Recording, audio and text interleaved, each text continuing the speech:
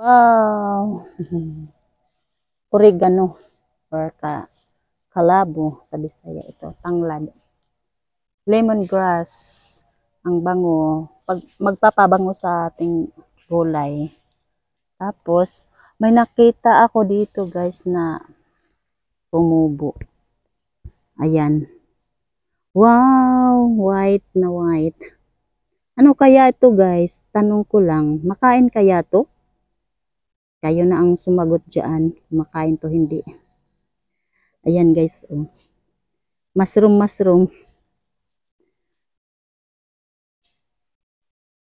Nandito sa tumubo. Sa puno ng niyog. Buko. Ayan. Kayo na dyan. Nandito naman tayo sa ating ito balanghoy or kamuting kahoy guys. Tingnan natin kung may laman na kaya to. Tangkad na Pero payat. Payat lang kasi siya kasi Uy, kuyo na to be. Hala ka. Mayroon na. Ugat. Ugat naman na guys. Wala pang laman guys. Tayo natin kailan magbubunga.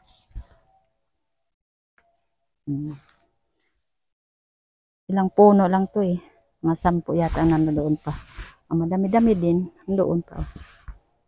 Doon. Mga gabi wala, hindi pa ganong lumaki.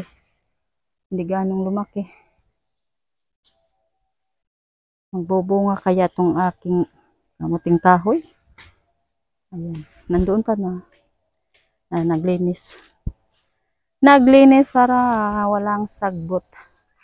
Okay, kasagbutan na guys. Dami ng damo. Malalaki ng damo Saka ito sayang sa bagyong Udit.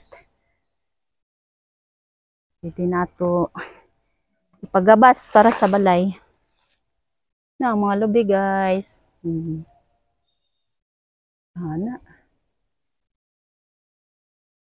Marami guys.